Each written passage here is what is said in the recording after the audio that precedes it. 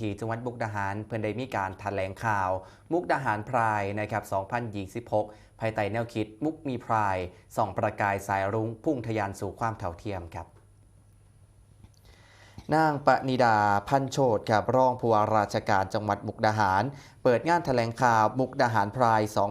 2026ภายใต้แนวคิดมุกมีพรายส่องประกายสายรุ้งพุ่งทะยานสู่ความเท่าเทียมซึ่งการจัดโดยมูลนิธิหอแก้วสีรุ่งร่วมกับเทศบาลเมืองมุกดาหารและหน่วยงานภาคีเครือข่ายภาครัฐภาคเอกชนและภาคประชาสังคมจังหวัดมุกดาหารจัดขึ้นเพื่อสร้างการรับรู้และกับความเข้าใจความเสมอภาคระหว่างเพศและการรวมเฉลิมฉลองในเดือนไพร์มันจังหวัดมุกดาหาร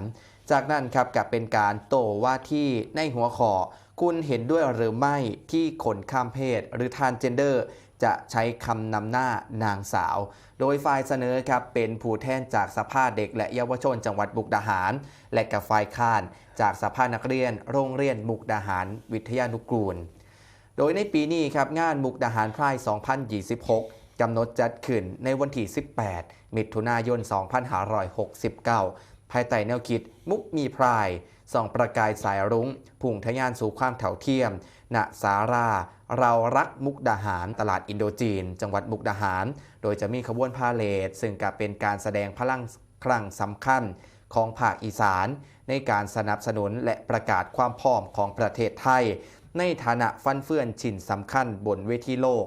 บนเส้นทาง Road to Bangkok World Pride 2030ที่ประเทศไทยครับได้มีการเสนอโตวเป็นเจ้าภาพจัดงานระดับโลกในปี 2030 อีกนำครับ